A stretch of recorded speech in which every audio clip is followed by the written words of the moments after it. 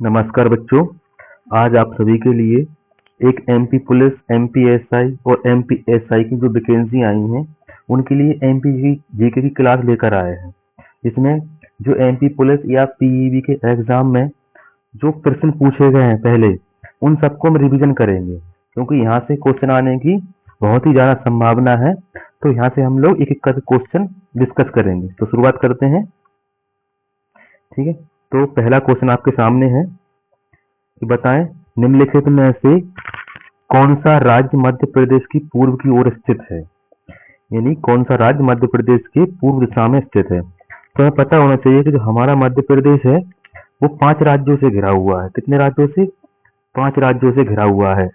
आपके उत्तर में पड़ेगा आपका उत्तर प्रदेश, दक्षिण में अगर हम बात करें तो महाराष्ट्र पड़ेगा, और पूरब में अगर हम बात करें तो आपका छत्तीसगढ़ राज्य पड़ेगा, और पश्चिम में अगर हम बात करें तो गुजरात और राजस्थान पड़ेगा। हमसे पूछा क्या है कि पूरब में कौन सा राज्य पड़ेगा, तो पूरब में छत्तीसगढ़ राज्य होगा, यानी आंसर हमारा ए होगा। ठीक है, दूसरा क्वेश्चन की बात करते हैं। बताइए इनमें से कौन सा मध्य प्रदेश का सबसे उत्तरी जिला है। यानी मध्य प्रदेश का सबसे उत्तरी जिला पूछा है, तो इसका आंसर होने वाला है सबसे उत्तरी जिला कौन सा है मध्य प्रदेश का। तो हमें पता होना चाहिए मध्य प्रदेश का सबसे उत्तरी जिला होगा मुरैना। कौन सा होगा? मुरैना। ठीक है, मुरैना सबसे उत्तर में पड़ता है। दक्षिण में अगर हम बात करें तो बुरहानपुर पड़ता है, और पूरब की बात करें तो सिंगरौली पड़ता है सबसे पूरब में, और पश्चिम में अगर हम बात करें तो अलीराजपुर पड़ता है। ठीक है, अगला क्वेश्चन देखते हैं। सिंगरौली का जिला मुख्यालय स्थित है। यानी जो सिंगरौली के अंदर जो जिला मुख्यालय बना हुआ है वो बेड़न में बना हुआ है। बेड़न करके जगह है जो देश की ऊर्जा राजधानी भी माना जाता है इसको, बेड़न को। तो मुख्यालय कहाँ पर है? बेड़न में। अच्छा, अगला क्वेश्चन है मध्य प्रदेश से विभाजित होने के बाद खालिस्तान राज्य का गठन किया गया। यानी मध्य प्रदेश के डिवीजन करके कौन सा राज्य बनाया गया था। तो हमें पता है कि हमारे मध्य प्रदेश का 1 नवंबर 2000 को डिवीजन कर दिया गया था और एक नया राज्य बनाया था जिसका नाम था छत्तीसगढ़। कौन सा? छत्तीसगढ़। 1 नवंबर 2000 को बनाया गया था।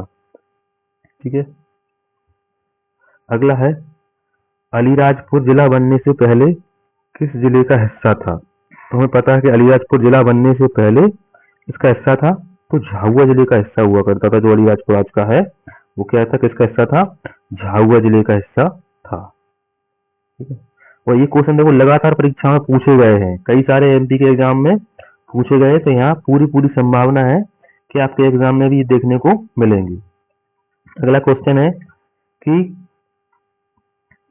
आसीरगढ़ मध्य प्रदेश के निम्नलिखित जिलों में से किस में स्थित है। तो पता होना चाहिए आसीरगढ़ आपका बुरहानपुर जिले में स्थित है। किस जिले में?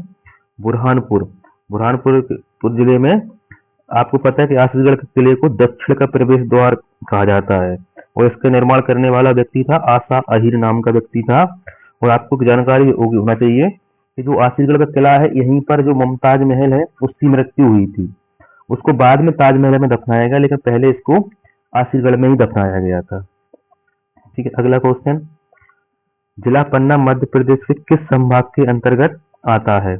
चंबल, शहडोल, सागर, ग्वालियर। तो हमें पता होना चाहिए किस में आता है, ये सागर संभाग के अंतर्गत आता है। ठीक है, अगला क्वेश्चन है जिला मुरैना मध्य प्रदेश के किस संभाग के अंतर्गत आता है।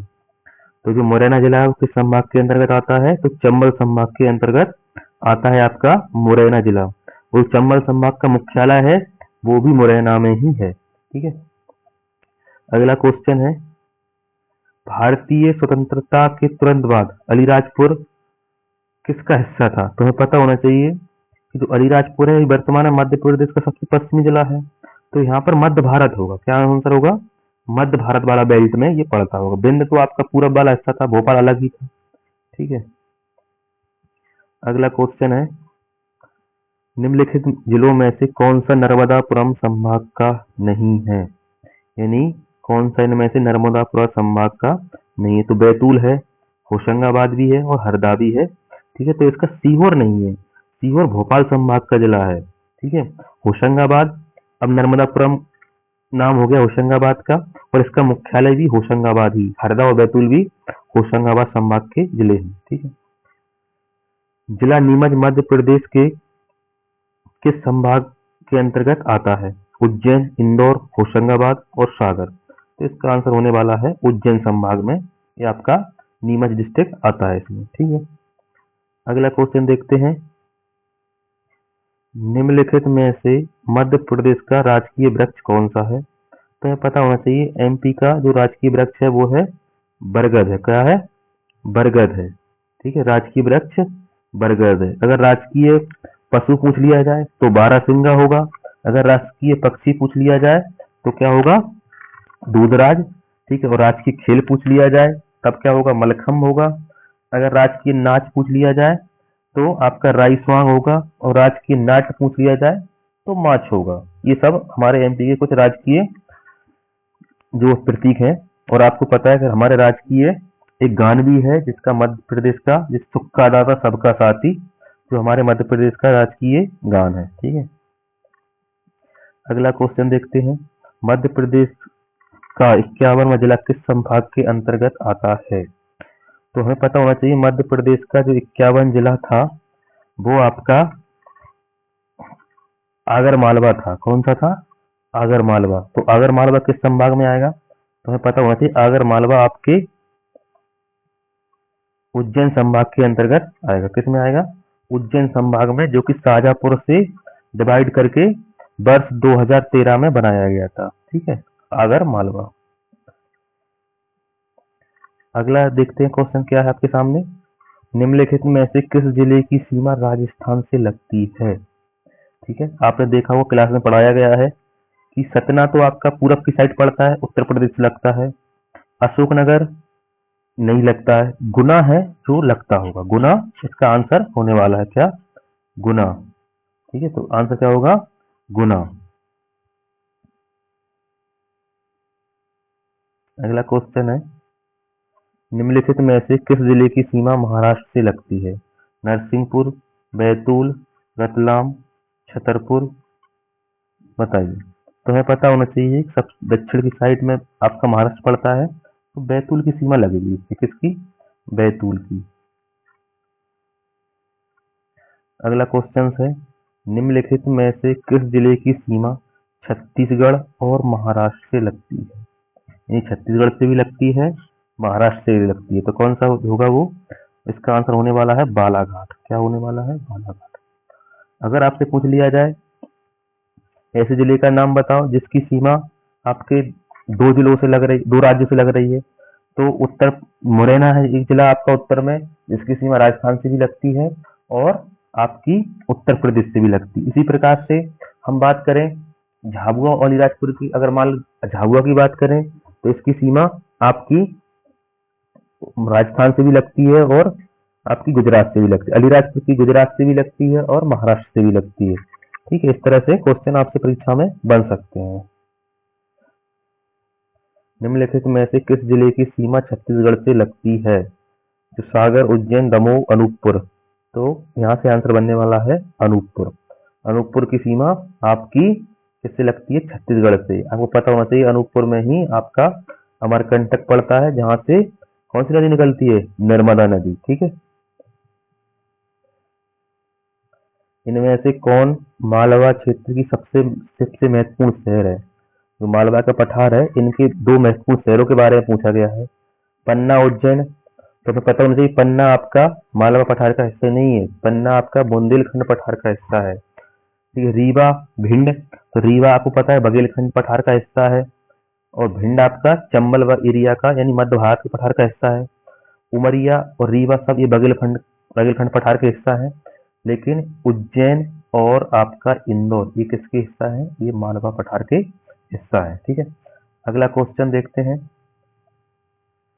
1 नवंबर 1956 को मध्य प्रदेश की स्थापना कितने राज्यों को मिलाकर की गई थी? तो हम बात करते हैं, इसमें 4 राज्यों को मिलाकर की गई थी। मध्य प्रांत भी था, संयुक्त प्रांत भी था और आपका विदर्भ भी था। इस तरह से 4 राज्यों को मिलाकर के की गई थी। ठीक है। कुछ राजस्थान का पार्ट भी अपने यहाँ पे आया था। ठीक है। अगला है क्षेत्रफल के अनुसार मध्य प्रदेश खालिस्तान के बाद भारत का दूसरा बड़ा राज्य है, यानी क्षेत्रफल के आधार पर मध्य प्रदेश भारत का कौन से नंबर का राज्य है, तो हमें पता होना चाहिए। सबसे बड़ा तो आता है राजस्थान, सबसे बड़ा कौन सा है क्षेत्रफल के आधार पर, तो राजस्थान है। सेकंड नंबर हमारे मध्य प्रदेश का आता है। अगर जनसंख्या वाइज पूछा जाए तो फिर हमारा होने वाला है उत्तर प्रदेश, ठीक है, सबसे बड़ा। निम्नलिखित में से कौन सा प्रदेश का 52वां जिला था, तो हमें पता है आगरमालवा, नागदा, निवाड़ी, अशोकनगर। तो ये कौन सा है 52वां जिला आपका निवाड़ी था, 2018 में बनाया गया था निवाड़ी, जो कि किस संभाग के अंदर है, सागर संभाग का हिस्सा है, और ये टीकमगढ़ को काट करके बनाया गया है निवाड़ी, ठीक है। निम्नलिखित में से किसे मध्य प्रदेश की ऊर्जा राजधानी कहते हैं, तो हमें बताया अभी कि सिंगरौली को मध्य प्रदेश की ऊर्जा राजधानी कहते हैं, और सिंगरौली में ही बेड़न है, जो बेड़न नामक जगह है उसको विशेष रूप से, ठीक है। अगला क्वेश्चन है मध्य प्रदेश के निम्नलिखित जिलों में से किसे, ये गलत लिखा है, मुडावरा है, देखो यहाँ पे लिखा है मुडावरा। मध्य प्रदेश में निम्नलिखित में से किस जिले को मुडावरा भी कहा जाता है, तो आंसर हो जाए कटनी को कहा जाता है, किसको, कटनी को कहा जाता है, ठीक है। मध्य प्रदेश में कितने लोकसभा निर्वाचन क्षेत्र हैं, तो हमें पता होना चाहिए हमारे एमपी में 29 लोकसभा क्षेत्र हैं, कितने 29। अगर राज्यसभा क्षेत्र पूछ लिया जाए तो 11 है। हमारे एमपी विधानसभा सीटें पूछ लिया जाए तो कितनी है 230, ठीक है। कौन सा शहर मध्य प्रदेश की वाणिज्यिक राजधानी के रूप में जाना जाता है, तो हमें पता होना चाहिए, तो आंसर होगा हमारा इंदौर, ठीक है। मध्य प्रदेश की राजधानी वैसे तो भोपाल है, अगर वाणिज्यिक राजधानी की बात करी जाए तो इंदौर है, अगर संस्कार राजधानी की बात करी जाए तो जबलपुर है, अगर आपके खेल राजधानी पूछा जाए तब भी आपका इंदौर ही होगा, ठीक है। संगीत राजधानी पूछ लिया जाए तो आंसर मैहर होगा, ठीक है। ठीक है, तो इस तरह से ये महत्वपूर्ण क्वेश्चन थे।